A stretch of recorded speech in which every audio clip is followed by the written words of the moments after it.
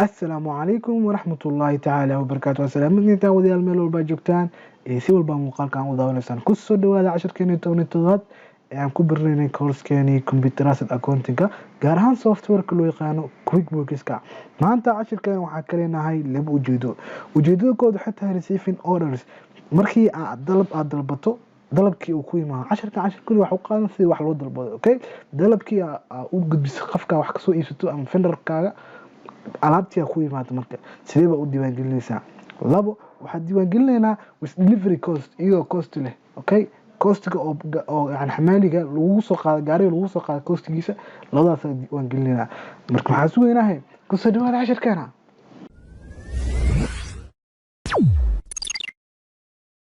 marka software-keena aan soo furano shaqada ugu horeysa tagin waxay tahay inaan tagno vendors-ka kadib aan sii doorno halkii qoran tahay receive items meeshaan qoran tahay doornaysa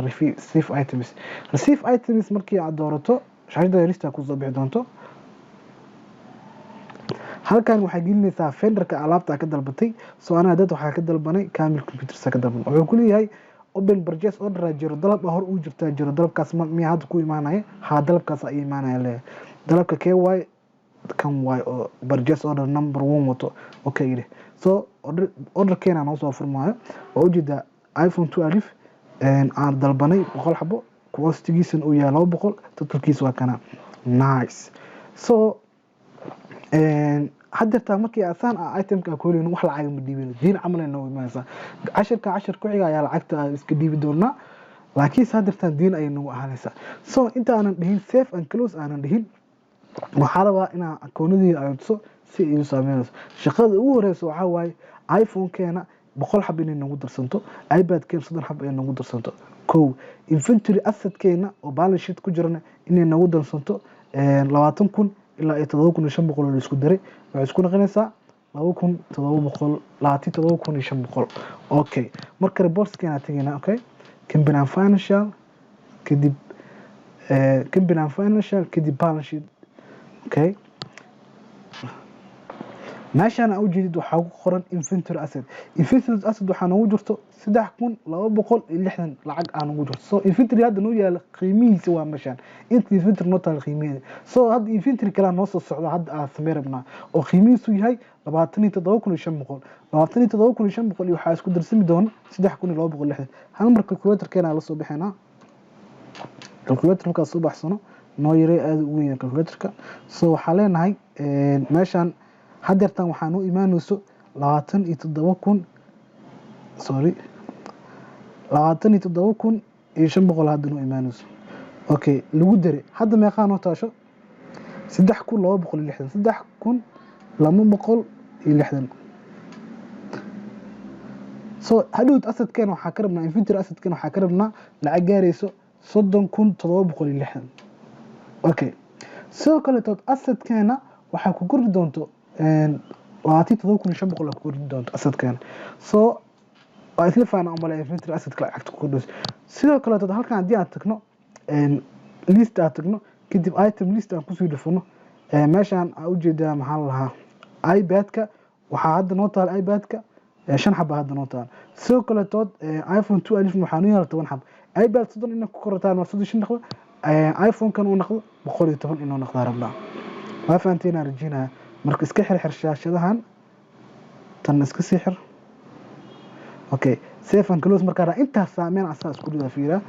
okay sorry intaan safe and close aanan dhihin